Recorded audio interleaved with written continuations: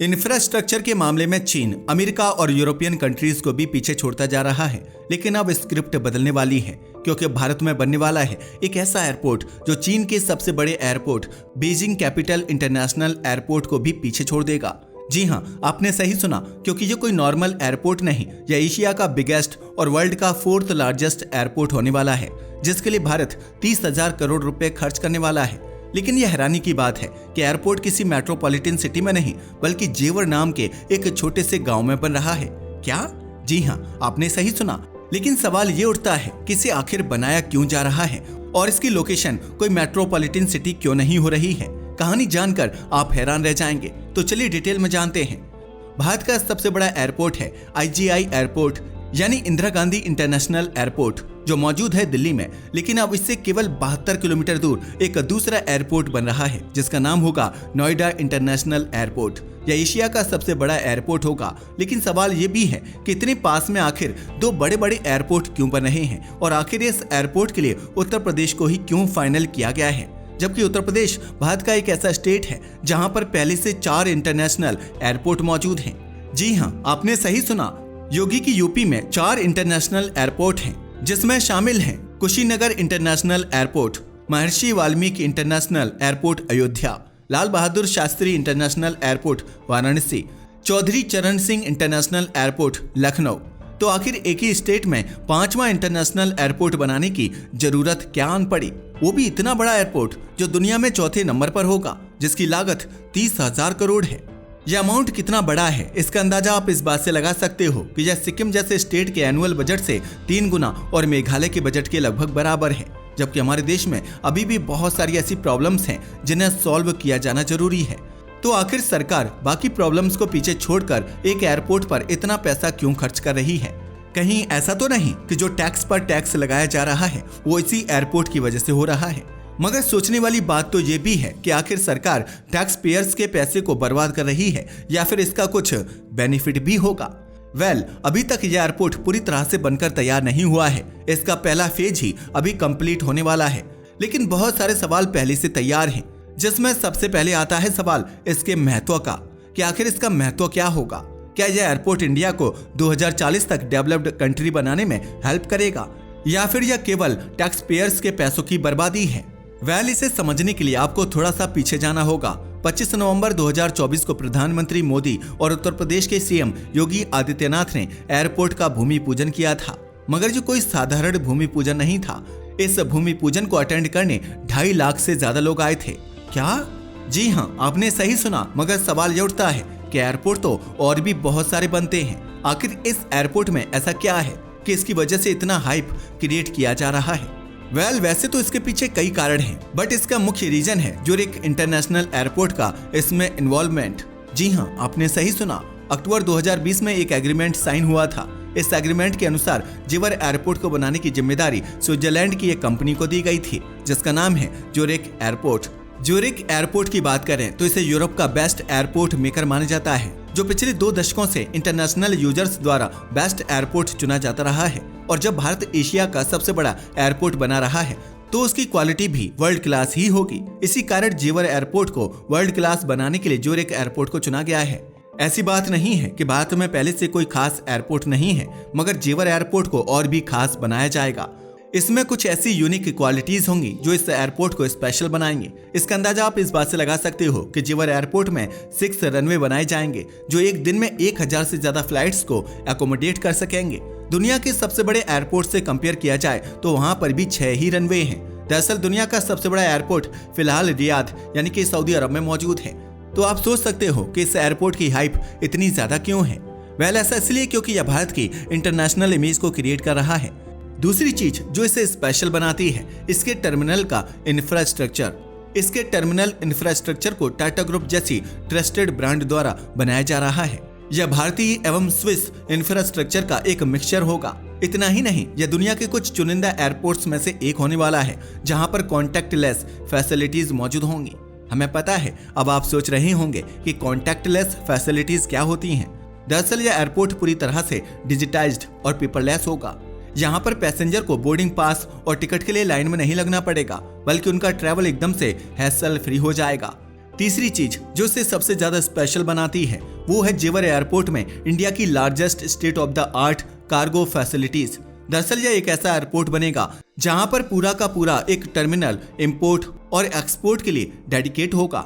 Short में कहें तो यह भारत का सबसे बड़ा ट्रांसपोर्टिंग हब बनने वाला है। मगर सवाल यह उठता है कि आखिर भारत को इसकी जरूरत क्या थी? आखिर ऐसा कौन सा काम है जो इस एयरपोर्ट के बिना रुका हुआ था? भारत एक डेवलपिंग नेशन है, यहाँ पर बहुत सारी प्रॉब्लम्स हैं, तो आखिर एक एयरपोर्ट के लिए इतना खर्चा क्यों किया जा रहा है? क्या यह उत्तर प्रदेश के साथ साथ हमारे देश की इकोनॉमी को बढ़ा सकता है? और जैसा कि हमने पहले ही आपको बताया कि इंदिरा गांधी इंटरनेशनल एयरपोर्ट यानी भारत का सबसे बड़ा एयरपोर्ट इससे केवल 72 किलोमीटर की दूरी पर है। तो फिर यह एयरपोर्ट स्पेसिफिकली कौन सा अलग पर्पस सर्व करने वाला है? जेवर एयरपोर्ट को बनाने के पीछे का रीजन जानकर आप हैरान रह जाएंगे, क्योंकि यह काफी ज्यादा अद्भुत है। ये तो आप भी जानते हैं कि भारत में नंबर ऑफ पैसेंजर्स तेजी से बढ़ते जा रहे हैं, क्योंकि डेवलपिंग कंट्री होने के साथ साथ भारतीय इकोनॉमी भी बहुत तेजी से बढ़ रही है। इकोनॉमी बढ़ने से लोगों की स्पेंडिंग पावर बढ़ रही है और बहुत सारे लोग एरोप्लेन से ट्रैवल कर रहे हैं। इसका अंदाजा आप इस बात से लगा सकते हैं कि 2014-15 में भारत में घरेलू हवाई यात्रियों की संख्या लगभग 8.45 करोड़ थी, जो 2018-19 में बढ़कर लगभग 14.97 करोड़ पहुंच गई। यानी सिर्फ 5 साल में यात्री संख्या लगभग दुगनी हो गई। कोविड-19 के दौरान यह संख्या काफी गिर गई थी, लेकिन 2023-24 में फिर से रिकॉर्ड रिकवरी हुई और घरेलू यात्री संख्या 15.8 करोड़ तक पहुंच गई, जो अब तक का सबसे ज्यादा है। इतनी तेजी से बढ़ती हवाई यात्री संख्या को देखते हुए सरकार पहले से ही इसकी चुनौती को समझ चुकी थी। इसी वजह से उड़ान स्कीम शुरू की गई और नए एयरपोर्ट बनाने का काम तेज किया गया। सरकार का लक्ष्य है कि 2030 तक 200 से ज्यादा एयरपोर्ट भारत में ऑपरेशनल हों। लेकिन बात की जाए अगर इसकी लोकेशन की, तो इसकी लोकेशन को चुनने के भी कुछ अलग रीजन हैं। दरअसल जेवर को एयरपोर्ट बनाने के लिए इसलिए चुना गया है। सबसे पहला कारण है IGI एयरपोर्ट से भीड़ को कम करना। इंदिरा गांधी इंटरनेशनल एयरपोर्ट पर कंजेशन बहुत ज्यादा है। इसके लोड को कम करने के लिए इस जगह को चुना गया है। आपने अक्सर बहुत सारी वीडियो देखी होंगी जिसमें एयरपोर्ट पर लोग घंटों इंतजार करते नजर आते हैं, क्योंकि सबसे बड़ा होने के साथ साथ इंदिरा गांधी इंटरनेशनल एयरपोर्ट दुनिया के सबसे बिजी एयरपोर्ट्स में से एक है। बढ़ते ट्रैफिक के साथ साथ IGI एयरपोर्ट पर कंजेशन भी बढ़ता जा रहा है। इनफैक्ट ये एयरपोर्ट अपनी लिमिट क्रॉस करता जा रहा है। पिछले साल 7.2 करोड़ लोगों ने IGI एयरपोर्ट से ट्रैवल किया था, जो पिछले साल से कई प्रतिशत ज्यादा था। और पीक आवर्स में तो इस एयरपोर्ट पर इतनी ज्यादा भीड़ बढ़ जाती है कि लोगों को एयरपोर्ट में एंट्री लेने के लिए आधा घंटा इंतजार करना पड़ता है। और आए दिन फ्लाइट डिले की न्यूज तो आप सुनते ही रहते हो। यही वजह है कि इस एयरपोर्ट को IGI एयरपोर्ट के इतना नजदीक बनाया जा रहा है। दूसरा, ये वेस्ट यूपी के लिए किसी वरदान से कम नहीं है। आप जानते ही हैं कि उत्तर प्रदेश भारत का मोस्ट पॉपुलेटेड स्टेट है और वेस्ट यूपी में लगभग 7.2 करोड़ लोग रहते हैं। इन 7.2 करोड़ पॉपुलेशन के लिए यह एयरपोर्ट किसी वरदान से कम नहीं होने वाला, क्योंकि यह एयरपोर्ट कनेक्टिविटी तो बढ़ाएगा ही, साथ ही इसकी वजह से बहुत सारे बड़े शहर जैसे कि मेरठ, अलीगढ़, आगरा, मथुरा और वृंदावन को एक इंटरनेशनल एयरपोर्ट की कनेक्टिविटी मिल जाएगी। हमें पता है, अब आप सोच रहे होंगे कि उत्तर प्रदेश में तो ऑलरेडी 4 बड़े इंटरनेशनल एयरपोर्ट हैं, तो फिर 5वें बड़े इंटरनेशनल एयरपोर्ट की क्या जरूरत थी? आपकी बात बिल्कुल सही है, लेकिन यह स्टार्टअप इंडिया को भी इंक्रीज करेगा। अगर सीधे सीधे कहें तो इस एयरपोर्ट के आने से भारत और भारतीयों को बेनिफिट बहुत ज्यादा मिलने वाला है। सबसे पहला फायदा है एम्प्लॉयमेंट। आपको पता ही होगा कि 2024 में जो इलेक्शन हुए थे उसमें उत्तर प्रदेश में बीजेपी का वोट परफॉर्मेंस बहुत ही ज्यादा खराब रहा, जिसके लिए सबसे बड़ा रीजन है बेरोजगारी। और इस प्रॉब्लम का एक बड़ा सॉल्यूशन जेवर इंटरनेशनल एयरपोर्ट होने वाला है, जिसका अंदाजा आप इस बात से लगा सकते हो कि former civil aviation minister Jyotiraditya Scindia का तो यहाँ तक कहना है कि जेवर एयरपोर्ट की वजह से 1 लाख जॉब्स क्रिएट होंगी, जो डेफिनेटली आसपास की यूथ के लिए ब्लेसिंग साबित होने वाली है। दूसरा फायदा इंडस्ट्री अट्रैक्ट करना। यह एयरपोर्ट बनने के बाद बहुत सारी इंडस्ट्री को उत्तर प्रदेश में अट्रैक्ट करेगा।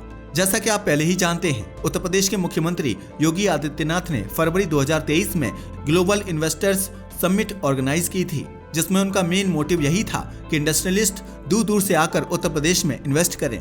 और लकीली उस समिट के बाद कई इन्वेस्टमेंट हुए भी। लेकिन अगर जेवर एयरपोर्ट बन जाता है तो पोटेंशियल और भी बढ़ जाएगा, क्योंकि ये एयरपोर्ट इंडस्ट्रियलिस्ट और MNCs को अपनी तरफ अट्रैक्ट करेगा। ऑफिशियली एस्टिमेट तो यहाँ तक लगाया जा रहा है कि जेवर एयरपोर्ट की वजह से उत्तर प्रदेश में 35,000 करोड़ का इन्वेस्टमेंट हो सकता है, जो उत्तर प्रदेश की इकोनॉमी को बहुत ज्यादा बूस्ट करने वाला है।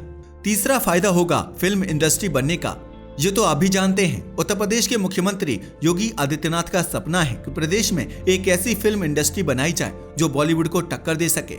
इसीलिए Yamuna expressway industrial development authority यानी येडा के सेक्टर 21 में करीब 1000 एकड़ जमीन पर बनने जा रही है इंटरनेशनल फिल्म सिटी। इस प्रोजेक्ट का जिम्मा बे व्यू प्रोजेक्ट LLP यानी बोनी कपूर की कंपनी और भूतानी इंफ्रा की संयुक्त कंपनी को मिला है, क्योंकि इन्होंने 80% रेवेन्यू शेयर का ऑफर दिया था। काफी सोच विचार के बाद आखिरकार 27 जून 2024 को कॉन्सेशन एग्रीमेंट पर हस्ताक्षर हुए और फरवरी 2025 में येडा ने भूमि का अधिकार सौंप दिया। यह एक मेगा प्रोजेक्ट है जो स्टेप बाय स्टेप प्रोसेस से बनेगा। पहला चरण 230 एकड़ में होगा, जिसमें film studio, sound stage, post production units और फिल्म इंस्टीट्यूट शामिल होंगे। इसे 18 महीनों से लेकर मैक्सिमम 3 वर्षों में पूरा करने का गोल है। पूरा प्रोजेक्ट, जिसमें theme park, international studios, university और रिजॉर्ट्स शामिल होंगे, लगभग 8 साल यानी 2032 तक पूरा हो सकता है। जनवरी 2025 में फेज 1 का लेआउट मंजूर हुआ और जून 2025 में सीएम योगी आदित्यनाथ द्वारा इसका शिलान्यास प्रस्तावित था, लेकिन किन्हीं कारणों की वजह से ये उस समय नहीं हो पाया और इसे एयरपोर्ट के उद्घाटन के साथ करने की तैयारी है। और जैसा कि आपको पता है कि एयरपोर्ट का उद्घाटन 30 अक्टूबर को प्रस्तावित है। खास बात यह है कि यह film city Noida international airport यानी कि जेवर से महज 20 किलोमीटर दूरी पर होगी, जिससे फिल्म मेकर्स के लिए यह जगह बेहद आकर्षक साबित होगी। चौथा फायदा होगा रियल एस्टेट में। यह airport Noida, Noida extension, greater Noida और येडा के रियल एस्टेट को फिर से रिवाइव कर सकता है। ये तो आप जानते ही हैं कि ग्रेटर नोएडा में बहुत सारी घोस्ट कॉलोनियां बन चुकी हैं और कई सेक्टर्स भी इसी हाल में हैं, जिनके बारे में हम अक्सर आपको अपने पुराने वीडियोस में दिखाते आए हैं। अब आप सोच रहे होंगे कि घोस्ट कॉलोनी क्या होती है। दरअसल इसका मतलब होता है कि बिल्डर ने नए फ्लैट तो बना दिए मगर वे खाली पड़े हुए हैं, क्योंकि ग्रेटर नोएडा हमेशा से बाकी NCR रीजन से सेपरेटेड रहा, जिसकी वजह से वहां पर मॉल्स, होटल्स जैसी सुविधाओं की कमी थी। मगर जैसे ही यह एयरपोर्ट बन जाएगा तो ग्रेटर नोएडा का रियल एस्टेट रिवाइव हो जाएगा। उसके साथ ही आसपास के एरिया में भी रियल एस्टेट में बहुत सारे इन्वेस्टमेंट होने लगेंगे, जिसका असर ऑलरेडी दिखाई देने लगा है। एयरपोर्ट के अनाउंसमेंट से ही आसपास के एरिया में होटल बनाने के लिए बिल्डर्स ने कंपटीशन तक स्टार्ट कर दिया है। पांचवा फायदा रेलवे और मेट्रो इंफ्रास्ट्रक्चर। जेवर एयरपोर्ट के बनने से एक दूसरा पॉजिटिव डेवलपमेंट यह होगा कि यह नई रेलवे और मेट्रो इंफ्रास्ट्रक्चर लेकर आएगा। दरअसल नोएडा इंटरनेशनल एयरपोर्ट लिमिटेड द्वारा जेवर एयरपोर्ट को दिल्ली मुंबई लाइन से जोड़ने के लिए 61 किलोमीटर की नई रेलवे लाइन बनाई जा रही है, जो पलवल के रुंधी स्टेशन से शुरू होकर बुलंदशहर के चोला स्टेशन तक जाएगी। हालांकि इसका उद्देश्य हवाई अड्डे को दिल्ली मुंबई के प्रमुख मार्गों से जोड़ना है। यह लाइन हावड़ा, चेन्नई और मुंबई जैसी प्रमुख मार्गों से हवाई अड्डे को जोड़ेगी। यही नहीं, गाजियाबाद से जेवर एयरपोर्ट तक एक रैपिड रेल कॉरिडोर यानी नमो भारत RRTS की योजना है, जिस पर रैपिड रेल और मेट्रो दोनों ही चलेंगी, जिसमें कुल 22 स्टेशन होंगे।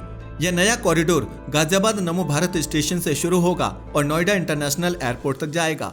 यह कॉरिडोर लगभग 74 किलोमीटर लंबा होगा। इसका मुख्य उद्देश्य गाजियाबाद और ग्रेटर नोएडा वेस्ट यानी यमुना अथॉरिटी क्षेत्र के लोगों को नोएडा इंटरनेशनल एयरपोर्ट से जोड़ना और दिल्ली गाजियाबाद के बीच कनेक्टिविटी बढ़ाना है।